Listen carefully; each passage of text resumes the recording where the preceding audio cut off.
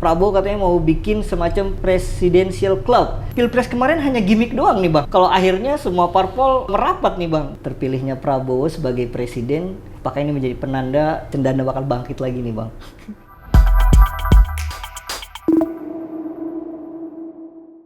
Halo Bang Ihsan, kita jumpa lagi Bang Ihsan. Iya Bang Det, jumpa lagi kita ya. Siap. Gimana kabarnya Bang Ihsan?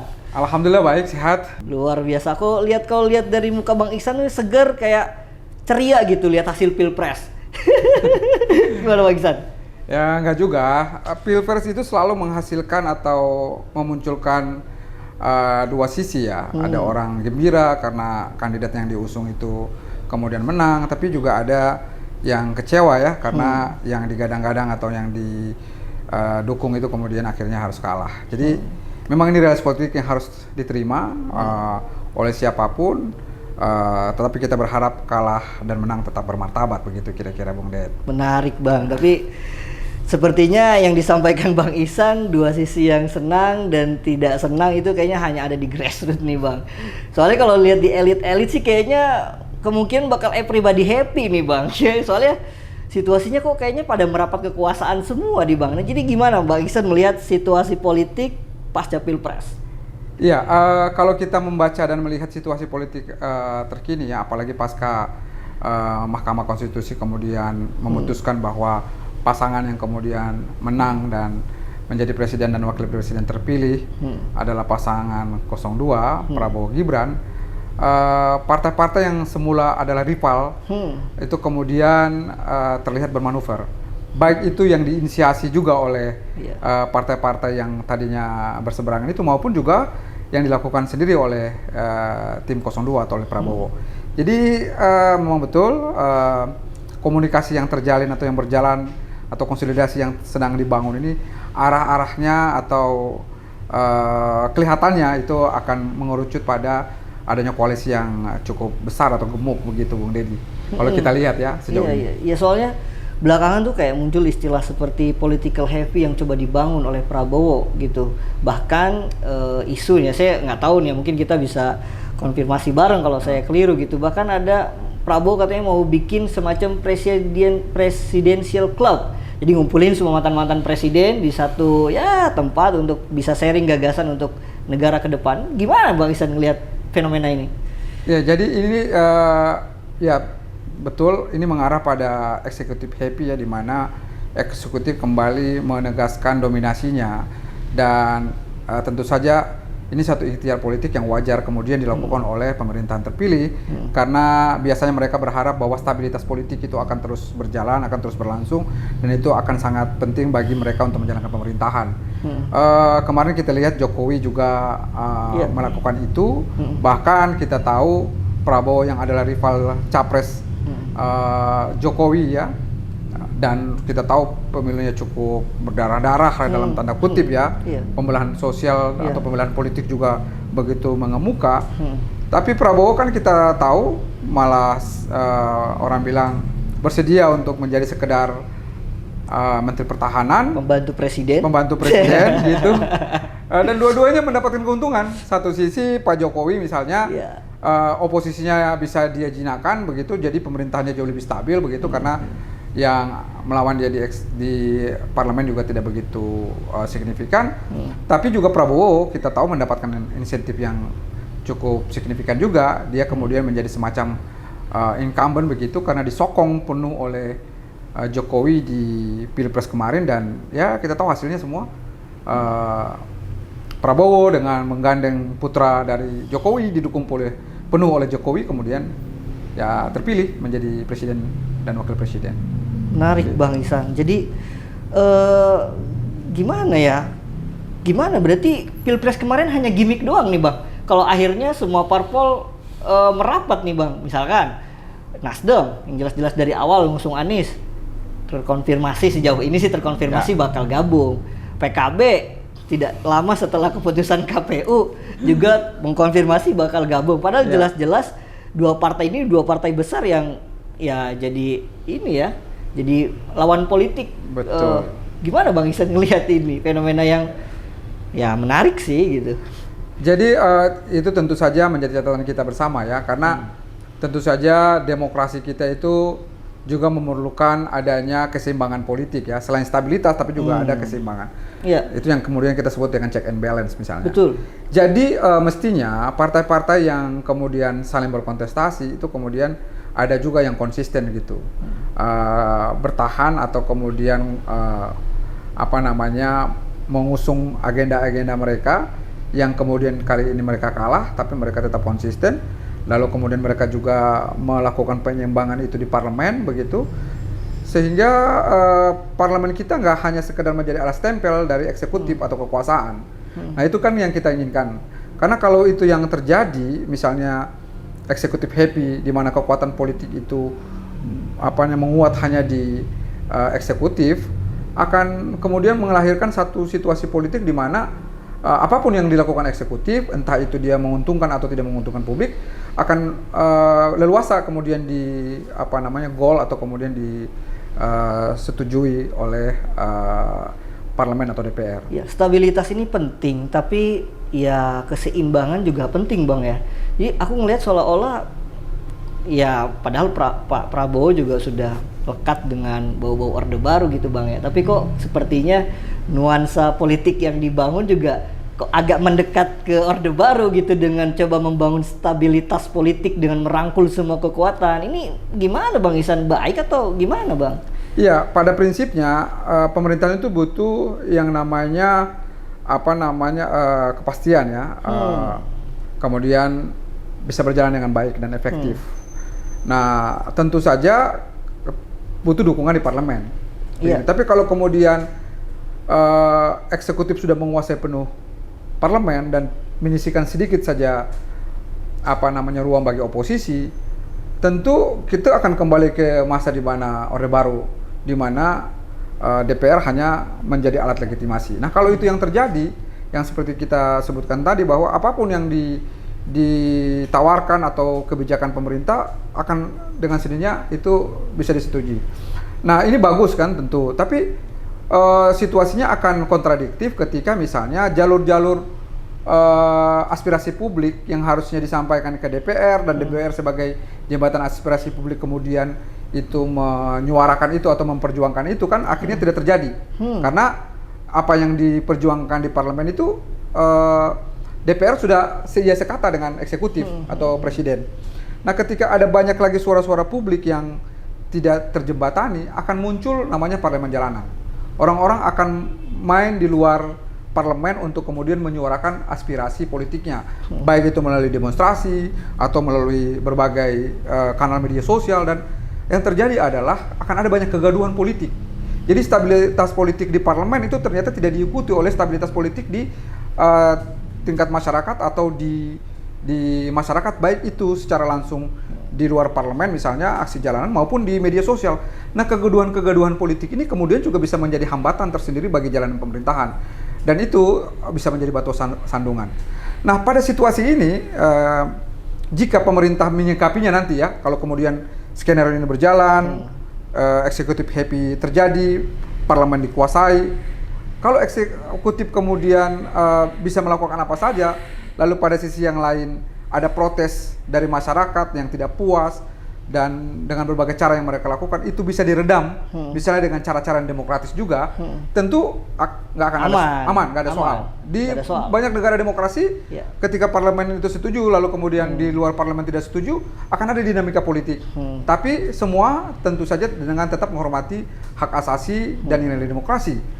Ya, kita berharapnya tentu oposisi tetap ada Bang ya, supaya bisa menjadi check and balances untuk eksekutif gitu ya, karena ya itu memang satu hal yang positif bagi pemerintah. Tapi tadi Abang bilang gitu ya, kalau misalkan akhirnya timbul parlemen jalanan yang kemudian disikapi dengan kurang bijak sama pemerintah, ini malah jadi satu hal yang bahaya gitu Bang ya.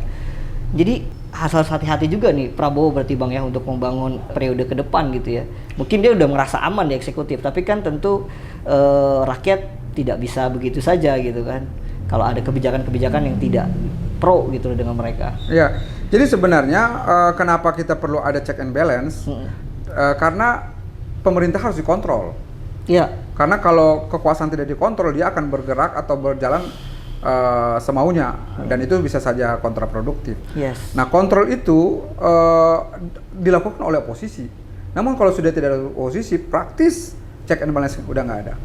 Dan ini kelihatan ya, kita lihat ada satu gejala di mana misalnya kita bisa lihat isu politik belakangan ini, presiden terpilih ya Prabowo juga akan semacam mengadakan presiden club begitu ya, untuk mengakomodir kekuatan-kekuatan politik sehingga semua bisa bergabung di pemerintahan. Dan ya tentu saja saya sebagai pengamat dan pegiat demokrasi melihat ini satu fenomena yang ya cukup riskan begitu, cukup mengkhawatirkan. Bakal bahaya nggak sih Bang kalau misalkan seperti itu, berarti akan mengarah ke pemerintahan yang otoriter atau gimana Bang? Sangat mungkin, karena ketika pemerintahan itu tidak ada kontrol yang memadai, baik itu atau terutama itu di parlemen, akan sangat mudah dibonceng pemerintahan itu oleh kepentingan-kepentingan politik atau kepentingan-kepentingan ekonomi, karena mereka merasa bahwa apapun yang dilakukan tidak akan mendapatkan pertentangan atau perlawanan yang signifikan dari parlemen misalnya. Dan ini tentu saja, makanya saya bilang ini alamat buruk bagi kita. Jadi mestinya stabilitas politik itu penting juga, tapi sebagai negara demokrasi itu memerlukan adanya kontrol yang memadai. Dan salah satu kontrol yang memadai itu adalah melalui oposisi, dan oposisi itu baik yang ada di parlemen lewat anggota-anggota DPR atau wakil rakyat yang dipilih, maupun melalui civil society begitu. Nah, kita berharap di DPR tetap ada representasi yang kritis, yang oposisi, tapi kita juga berharap juga pada masyarakat sipil yang cerdas untuk kemudian terus mengkritisi pemerintahan yang kemudian akan dilantik nanti. Ya kita siap Bang, menarik. Ini juga menarik nih Bang. Prabowo ini kan punya latar belakang keluarga cendana. Nah, terpilihnya Prabowo sebagai presiden, apakah ini menjadi penanda akan bangkitnya kembali keluarga cendana, atau cendana bakal bangkit lagi nih Bang? Saya sebenarnya tidak selalu harus kita menyalahkan pada satu klan keluarga ya, karena cendana itu mau balik atau tidak itu kan hak politik setiap warga negara. Jadi konstitusi kita memberikan ruang kepada siapapun, baik itu dari latar belakang keluarga dengan latar belakang politik yang gelap maupun terang ya, tidak menjadi soal. Tapi yang penting adalah bagaimana pemerintahan itu bisa berjalan seperti yang diharapkan. Gitu. Pemerintahan yang berjalan seperti yang diharapkan itu adalah pemerintahan yang efektif, pemerintahan juga yang mengedepankan kepentingan publik, pemerintahan yang bisa memastikan distribusi keadilan dan kesejahteraan itu bisa berjalan dengan merata begitu. Itu yang kita harapkan, dan tentu saja publik berharap walaupun ada banyak problem yang mengiringi terpilihnya Prabowo dan Gibran ini, masih ada harapan agar nantinya kemudian pemerintahan nanti dikelola dengan baik. Makanya ketika tadi Bung Deddy tanya bagaimana fenomena pasca Pilpres, dengan kita melihat bagaimana pergerakan partai politik yang kemudian cenderung merapat pada kekuasaan, saya khawatirnya di situ. Jadi kekhawatiran saya bukan pada keluarga cendana, ya kan? Tapi kekhawatiran saya adalah pada berkumpulnya kekuatan-kekuatan politik dalam pemerintahan dan kemudian menyisakan sedikit oposisi, dan itu membuat apapun bisa dilakukan oleh eksekutif. Dan ini rawan sekali dibonceng oleh berbagai kepentingan. Kalau itu terjadi, akan banyak sekali kepentingan publik yang terabaikan, kepentingan bisnis, kepentingan ekonomi, kepentingan kelompok-kelompok yang tentu saja punya kapital lebih banyak untuk terus mengkapitalisasi posisi mereka, dan pundi-pundi ekonomi mereka akan jauh lebih dominan di periode pemerintahan Prabowo di 5 tahun nanti. Tadi Abang nyinggung soal sebenarnya bukan soal cendana bangkit atau tidak gitu ya. Yang penting kan pemerintahan ini berjalan sesuai harapan gitu. Tapi ini sesuai harapan siapa nih Bang? Kalau sesuai harapan parpol atau elit atau oligarki, ya rakyat bisa apa Bang? Ya, satu hal yang mengkhawatirkan itu Bung Deddy adalah ini kan akan muncul presiden begitu. Presiden buruk ya, di mana publik akan cenderung melihat bahwa pertarungan politik di Pilpres itu hanya sekedar gimmick. Hanya sekedar bertarung pura-pura begitu, seolah-olah begitu, padahal mereka sebenarnya tidak bertarung, mereka hanya berstrategi, siapa yang menang mereka akan ke situ. Itu akan menjadi satu buang-buang anggaran dong. Buang-buang anggaran, karena kita punya anggaran Pilpres cukup signifikan. Kalau tahu begini kan nggak perlu lagi kita bikin pemilu.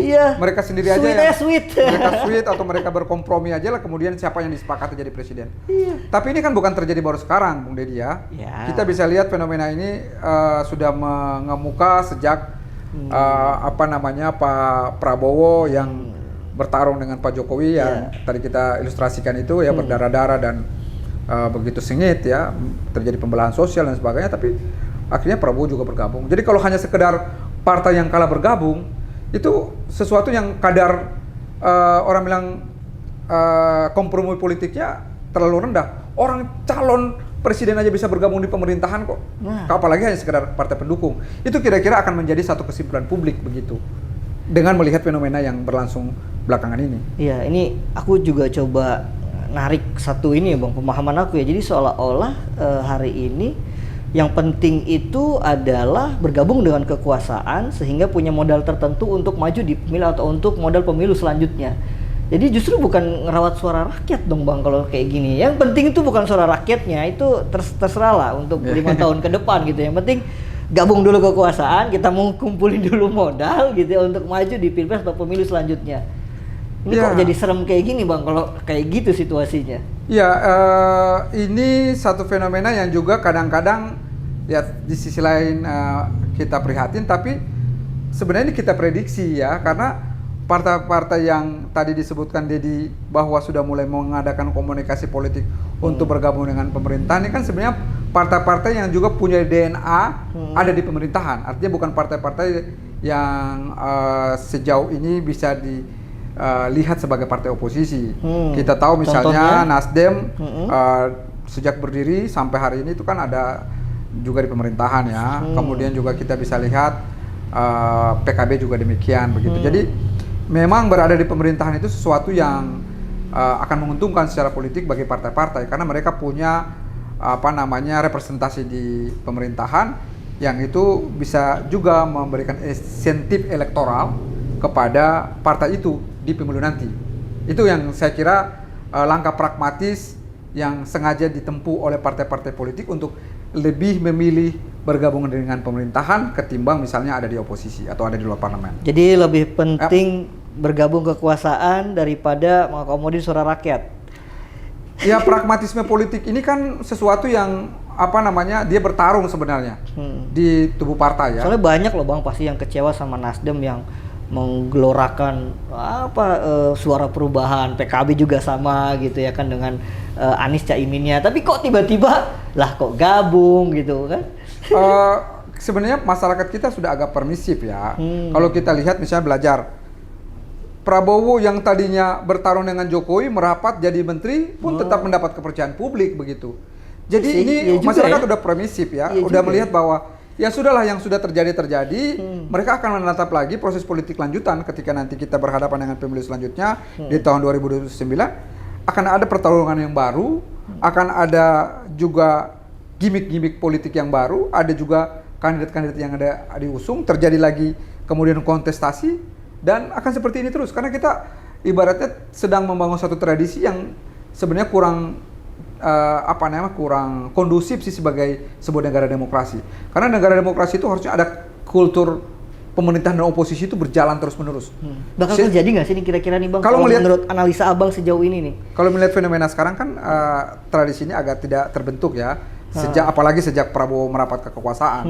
Padahal idealnya terjadi pertarungan antara kekuatan-kekuatan politik yang mengusung gagasan, mengusung visi, mengusung paradigma, sehingga ketika satu gagasan dipercaya memimpin, diuji mereka selama 5 tahun, kalau kemudian gagal, yang mengusung perubahan kemudian muncul dan kemudian mempersuasi masyarakat, sehingga ketika masyarakat percaya, yang tadinya oposisi itu kemudian memerintah. Dan seterusnya.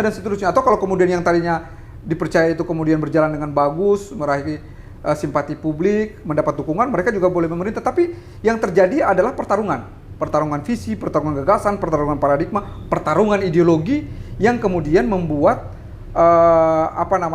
pemerintahan itu berjalan efektif dan juga masyarakat bisa dihadapkan pada pilihan gitu. Itu saya memilih yang perlu dilanjutkan atau keberlanjutan, atau saya pilih yang perubahan yang atau mengusung ide-ide pembaharu begitu atau kebaharuan gitu. Iya, itu kan kalau terjadi Bang keseimbangan kekuatan politik tadi ada oposisi, tapi kan kayak sejauh ini Abang tadi kayaknya agak pesimis nih ngelihat itu. Kalau misalkan lihat PDIP gimana nih? PDIP kan sejauh ini kayak nggak tahu nih ya, gimana menurut Abang? Bakal gabung juga atau karena kan PDIP ya kalau kita baca ya punya sejarah cukup lumayan nih Ya. dalam posisi yang oposisi gitu ya kan, terdepan untuk menyuarakan suara-suara rakyat gitu ya kan. Gimana menurut Abang? Jadi sebenarnya kita saat ini juga menaruh harapan ke PDIP ya. PDIP, Karena siap. mereka punya tradisi oposisi dan mereka sebenarnya punya peluang untuk ada di oposisi.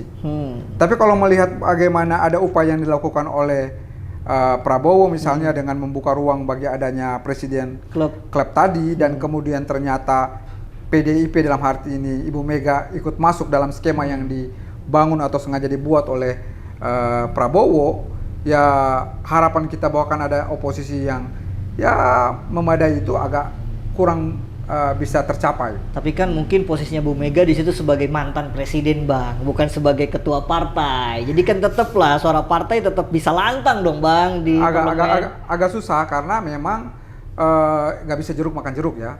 Ketika seseorang itu ada mendeklirkan menjadi bagian dari pemerintah, kritismenya dia itu akan terukur.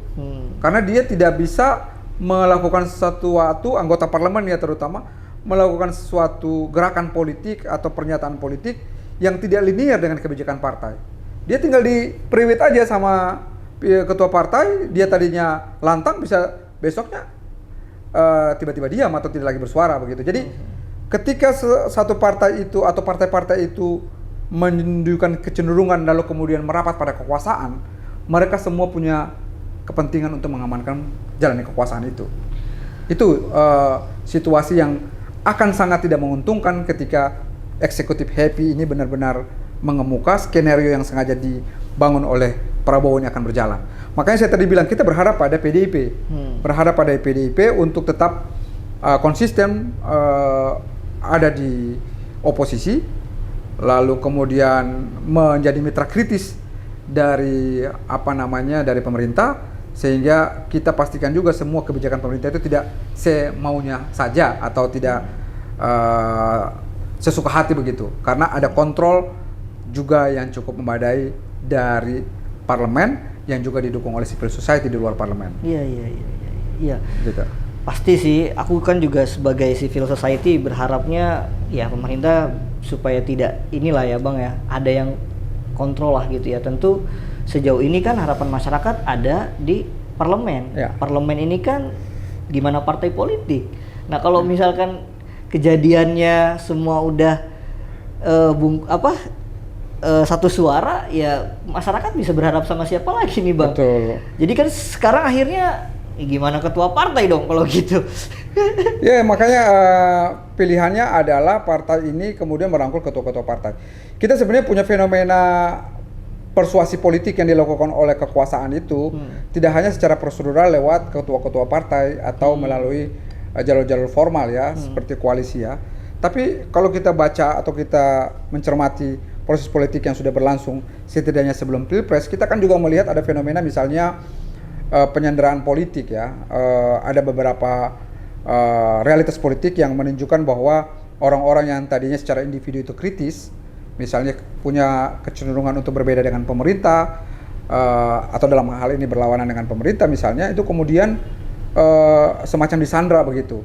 Ada peristiwa di mana mereka kelihatan punya kasus politik begitu, agak mengemuka di publik, di media massa, atau bahkan ada yang misalnya namanya masuk dalam daftar yang akan dipanggil begitu.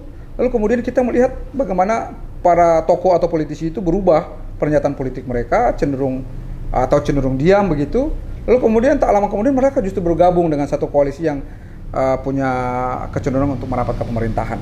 Jadi saya kira ini situasi politik yang mengkhawatirkan ya, karena pada satu sisi kekuatan-kekuatan politik yang berseberangan itu juga dijinakkan secara prosedural lewat koalisi partai-partai politik, tapi juga ada instrumen-instrumen lain di luar itu yang kemudian dimainkan untuk menjinakkan aktor-aktor politik atau tokoh-tokoh politik disandar dalam tanda kutip untuk merapat dengan kekuasaan. Jadi terlihat bahwa upaya untuk membuat kekuasaan itu makin kuat dalam hal ini eksekutif itu terus dilakukan, terus berlangsung, dan kalau ini yang terjadi, harapan kita agar ada check and balance, akan ada kontrol yang efektif dan memadai itu akan tidak berjalan atau tidak terjadi. Kekhawatiran saya adalah kekuatan politik atau kekuasaan yang ada di luar kekuasaan formal itu kemudian menjadi punya ladang subur untuk mengemuka, eksis, dan tentu saja ini akan membuat ketimpangan makin kentara karena orang-orang yang secara ekonomi sudah berkuasa, sudah dominan itu kemudian akan makin menegaskan posisi mereka, dan kelompok-kelompok termarginalkan, kelompok-kelompok yang sejauh ini masih tertinggal, miskin dan seterusnya juga akan ada pada situasi yang terus tidak menguntungkan. Bang Ihsan, kalau misalkan eksekutif heavy ini benar terjadi, Bang, terus apa kabar dengan trias politika kita, Bang, kalau semuanya udah dikontrol? Ya itu kan yang mengkhawatirkan itu. Makanya saya bilang kenapa demokrasi memerlukan trias politika, demokrasi memerlukan check and balance itu agar apa? Agar kekuatan-kekuatan itu ada pada proporsinya. Eksekutif sebagai porsi untuk menjalankan pemerintahan, dia ada pada porsinya. Legislatif dengan porsi untuk kemudian melakukan pengawasan, budgeting, dan seterusnya juga ada pada porsinya. Lalu kemudian misalnya yudikatif juga ada pada porsinya. Nah, ketika semua ini ada pada porsinya, keseimbangan politik itu juga terjadi. Sehingga masing-masing pihak tidak dominan.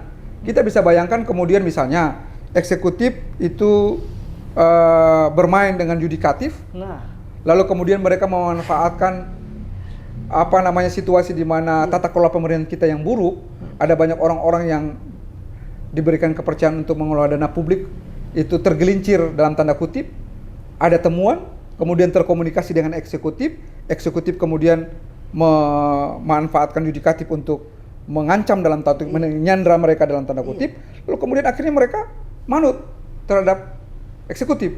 Pada sisi lain, partai-partai politik ditarik semua ke pemerintahan dan kemudian mereka hanya menjadi alat tempel.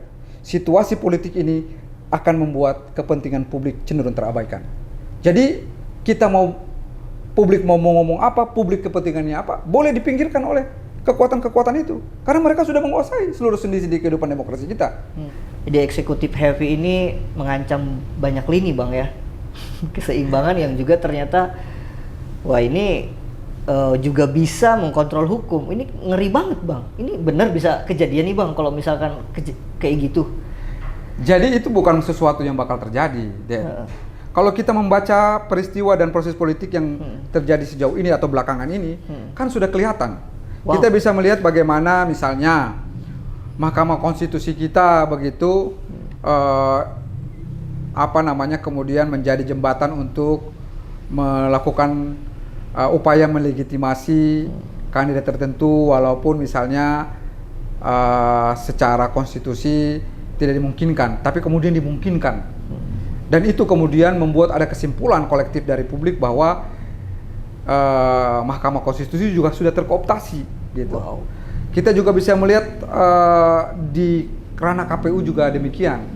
Ya, KPU juga komisionernya juga divonis ya telah melakukan pelanggaran etik oleh DKPP seperti Mahkamah Konstitusi oleh MK dinilai melanggar etik. Jadi kalau tadi dia dibilang bahwa eksekutif happy berdampak pada terkondisikan atau yudikatif menjadi terkondisikan, saya kira ini bukan sesuatu yang akan terjadi, tapi sudah terjadi. Nah, ini sudah terjadi dan ini akan masif lagi, Nah, makanya fenomena saya bilang sandera politik yang saya sebutkan di awal itu kan terjadi bukan hanya karena eksekutif saja, tapi kan ada karena kalau mau dibilang kolaborasi begitu dalam tanda kutip antara begitu, sehingga memungkinkan orang-orang yang punya rekam jejak atau punya kecenderungan atau ada file yang kurang clear secara hukum itu bisa disandra secara disandra secara hukum dan kemudian membuat mereka manut secara politik. Dan ini tentu tidak sehat. Tentu ini tidak menjadi sesuatu yang menggembirakan bagi kita untuk sebagai sebuah negara yang akan terus bergerak maju. Kita berharap bahwa kita ada dalam satu situasi politik yang benar-benar seimbang begitu, kekuatan-kekuatan politik yang begitu terjaga, parlemen yang diisi oleh orang-orang yang kredibel tapi juga aspiratif dan mau menarik jarak dan batas dengan kekuasaan eksekutif. Dan kita juga berharap bahwa yudikatif juga menjadi lembaga-lembaga yang independen untuk kemudian mengambil satu kebijakan atau keputusan-keputusan hukum yang juga adil dan tidak berpihak pada kelompok-kelompok kepentingan. Ya, kita berharap mudah-mudahan pemilu dan pilpres nggak cuma jadi gimmick ya, Bang. Ya. Jadi kalau ujung-ujungnya kayak gini kan, ya jadi seolah-olah ya gimmick aja gitu ya kan. Bahkan mungkin nggak cuman pilpres gimmick gitu ya. Ini juga romance antara Pak Prabowo dengan Bu Titik juga kayaknya selalu dimunculkan jadi gimmick yang akhirnya mungkin masyarakat jadi ya udahlah gitu ya kan. Ya, itu menarik karena ada satu sejarah politik yang menyertai Pak Prabowo dan Orde Baru dan irisannya itu kan ada di Bu Titi. Nah, kita juga akan menantikan apakah kemudian misalnya seiring berjalan waktu rumor bahwa Pak Prabowo dan Bu Titi akan kembali bersatu itu akan terjadi. Dan kalau itu terjadi memang ya seperti kita bilang bahwa memang ini satu situasi politik yang kembali lagi bukan hanya secara secara simbol-simbol politik dalam bentuk individu, Bu Titi, Pak Prabowo dan seterusnya, tapi dengan situasi politik yang mengemuka ini juga membuka ruang terjadinya kembalinya Orde Baru dalam konteks situasi dan sistem politik yang berjalan.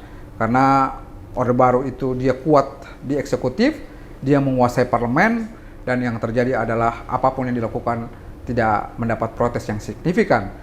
Kalau kemudian yang terjadi sekarang itu natural ya, merupakan bagian dari inisiatif politik dari partai-partai politik, tentu tidak bisa kita batasi.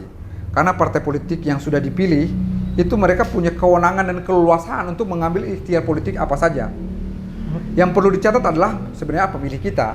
Kalau pemilih kita cerdas, mereka mestinya bisa mencatat partai-partai mana yang istiqomah, yang konsisten.